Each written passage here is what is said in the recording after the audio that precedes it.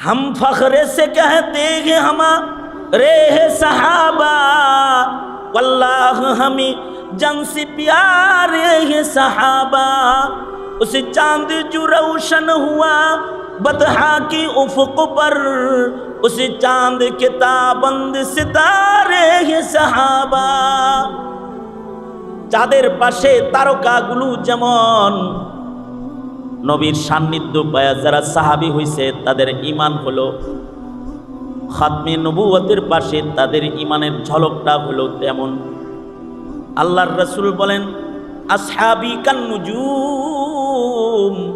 বিআইহিম ইক্তাদাইতুম ইহতাদাইতুম। সামান্য সময়ের যে আমার সোহবত ইয়াফতা সাহাবী, তার ঈমানটা হলো তারকা উজ্জ্বল ঈমান। সারা দুনিয়া যদি ওই সাহাবীর ঈমান ফলো করে তো সারা দুনিয়া আল্লাহর জান্নাতে চলে যাবে, হেদায়েত ইয়াফতা হয়ে যাবে। আদনা সে আদনা দরজার একজন সাহাবী হোক। এত মর্যাদা সাহাবীর কেন? কারণ হলো এই যে এরকম আমনা সামনা হওয়া, এইটাই কারণ, বড় কারণ। অনেক ইবাদতের ঝুরি এটার কারণ না, নবী সান্নিধ্যটা তাদের মর্যাদার কারণ। সাহাবায়ে কেরামের পরে তাবেঈন, তাবেঈনদের ভেতরে কত বড় বড় শখসিয়ত আসছে। যেমন আব্দুল্লাহ ইবনুল মুবারক রাহমাতুল্লাহি আলাইহি, ইমামে আজম আবু হানিফা রাহমাতুল্লাহি আলাইহির ছাত্র আব্দুল্লাহ ইবনুল মুবারক রাহমাতুল্লাহি আলাইহি জগৎ বিখ্যাত এক মুহাদ্দিসের নাম, যার ছাত্রের অভাব নাই। ইবনুল মুবারক রাহমাতুল্লাহি আলাইহি ইবাদতের দিক দিয়েও উঁচু পায়ার এক বুজুর্গ ছিলেন, অনেক উঁচু পায়ার বুজুর্গ ছিলেন। আর কালবি হালাত ওনার কিরকম ছিল? ইবনুল মুবারকের কালবি হালাতটা কিরকম ছিল? আমরাও মানুষ, ওনারাও মানুষ, ব্যবধান কত দেখেন। আব্দুল্লাহ ইবনুল মুবারকের কালবি হালাত আলোচনা করতে গিয়ে আমাদের আকাবিররা বলেন যে আব্দুল্লাহ ইবনুল মুবারকের কালবের হালত তো এত উঁচা ছিল যে সে বালেগ হওয়ার পর থেকে মওত পর্যন্ত গুনাহ লেখাকালীন আমল যেটা একটা মানুষের, এই আমলের ভেতরে উলামারা বলেন ইবনুল মুবারকের কালবি হালাত এত উঁচু, উনি গুনার কল্পনা করেছে এমনটি হতে পারে না। অর্থাৎ ওনার হৃদয়ে গুনার কল্পনাও আসে নাই কখনো। এই ধরনের উঁচু পায়ের বুজুর্গ ছিলেন। আমরা তো গুনাহ করার ভেতরে ব্যস্ত, আর ওনারা হলো গুনাহ মুক্ত হালাত, এমন যে গুনাহের ধান্দা কলবের ভিতরে কখনো ঘোরাফেরা করছে কিনা এটা উলামারা বলেন এত পবিত্র ছিল তাদের কলব। আমাদের আকাবের বুজুর্গরা তো এক ওয়াক্ত নামাজ বালেগ হওয়ার পর থেকে এক ওয়াক্ত নামাজও কাজা করে নাই। যেদিন বালেগ হইছে মওত পর্যন্ত এক ওয়াক্ত নামাজও কাজা নাই। কত বড় মর্যাদার হালত। আমি আমার জায়গায়, আপনি আপনার জায়গায়, সবাই যার যার জায়গায় চিন্তা করি যে বালেগ হওয়ার পর থেকে এখন পর্যন্ত আপনার আমার নামাজ কাজা আছে কিনা হিসাব করলে আপনি আমি ধরা হয়ে যাই। কিন্তু আমাদের বুজুর্গরা কেমন ছিল? যেমন ইমাম মুহাম্মদ রাহমাতুল্লাহি আলাইহি, ইমাম মুহাম্মদ রাহমাতুল্লাহি আলাইহি ওনার জন্ম তো হইছে একজন কর্নেলের ঘরে অথবা একজন সেনাপ্রধানের ঘরে ওনার জন্ম হয়েছে। ইমাম মুহাম্মদ রাহমাতুল্লাহি আলাইহি ইমামে আজম আবু হানিফা রাহমাতুল্লাহি আলাইহির ১৬ লক্ষ ছাত্রের ভেতরে অন্যতম শ্রেষ্ঠ একজন ইমাম মুহাম্মদ রাহমাতুল্লাহি আলাইহি। ইমাম মুহাম্মদ রাহমাতুল্লাহি আলাইহির ইলমি মাকাম কিরকম? ইলমি মাকাম হলো ওনার এরকম যে ওনার কিতাব সিয়ারে সগীর, সিয়ারে কবির পড়ার পরে যুগের আলেমরা বলছে যে আল্লাহ যদি আসমান থেকে নতুন কোনো কিতাব নাজিল করত তাহলে ইমাম মুহাম্মদের ভাষায় আল্লাহ কিতাব নাজিল করত। সুবহানাল্লাহ। তাহলে ইলমি মাকামটা ইমাম মুহাম্মদের কত। ইমাম মুহাম্মদ রাহমাতুল্লাহি আলাইহি, ইমামে শাফি রাহমাতুল্লাহি আলাইহি, ইমামে আহমদ বিন হাম্বল রাহমাতুল্লাহি আলাইহি, দুই মাযহাবের বড় ইমামের উস্তাদ, মানে হাম্বলি মাযহাবের ইমাম ইমামে আহমদ বিন হাম্বলেরও উস্তাদ, ইমাম শাফি রাহমাতুল্লাহি আলাইহিরও উস্তাদ হলেন ইমাম মুহাম্মদ রাহমাতুল্লাহি আলাইহি। এই ইমাম মুহাম্মদ রহমতুল্লাহি আলাইহি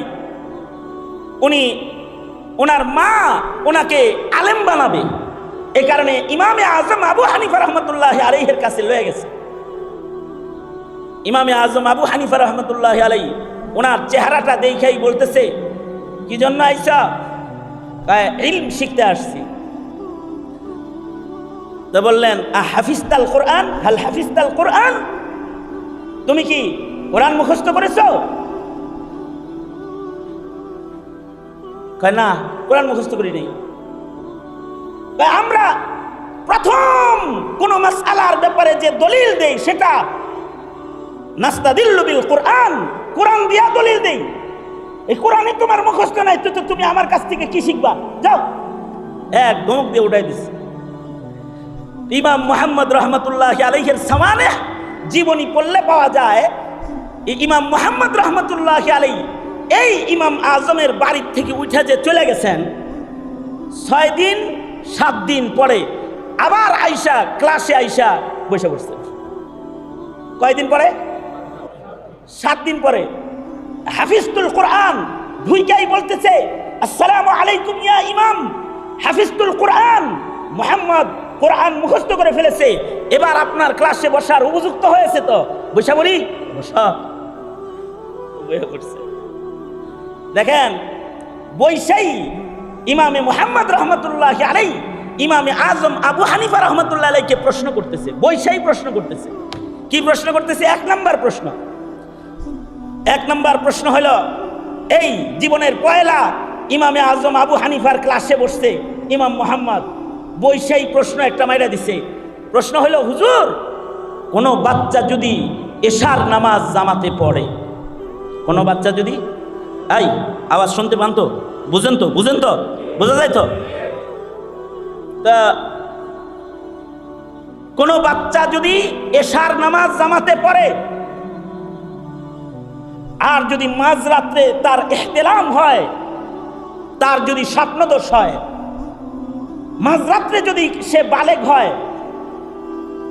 তাইলে কি সে রাতের বেলায় উঠে গোসল করে ফজরের নামাজ পড়বে, নাকি এশার নামাজ আগে পড়া লবে? প্রশ্নটা এটা কেন করছে? তার মানে হলো, ইহতিলাম হওয়ার আগে, স্বপ্নদোষ হওয়ার আগের যে নামাজটা, এটা তো নফল নামাজ পড়ছে, কিন্তু এই মাত্র সে যে বালেগ হইল, এখন তো তার ফরজের খাতা লেখা ওপেন শুরু হয়েছে, এটা লেখালেখি স্টার্ট হয়েছে। এখন সে কি সরাসরি রাতের বেলায় গোসল করে ফজরের নামাজ পড়বে, নাকি এশার নামাজ পড়বে? ইমামে আজম আবু হানিফা রহমতুল্লাহ আলাইহি বললেন, বালেগ হওয়ার আগে, ইহতিলাম হওয়ার আগে যেই নামাজটা পড়ছে ওইটা ছিল নফল, আর বালেগ হওয়ার পরেও যেহেতু এশার ওয়াক্ত বাকি আছে, এখন নতুন করে তার উপরে নামাজ ফরজ হয়েছে, ফরজের ওয়াক্ত কেবল ঢুকছে, তো আবার তাকে ফরজ এশা পড়তে হবে। তো বলে, আলহামদুলিল্লাহ, বাচ্চাটা এশা পড়ছে। উনি বলতেছে বাচ্চাটা এশা পড়ছে।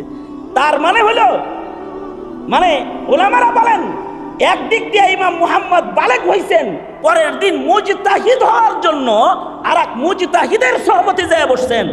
তার মানে হলো, বালেগ হওয়ার পরে 1 ওয়াক্ত নামাজও তার কাজা নাই, মত পর্যন্ত কোনো নামাজ কাজা করে নাই। আল্লাহু আকবার বলেন। উলাইকা আবাই, এরা হলো আমাদের বাপ দাদা।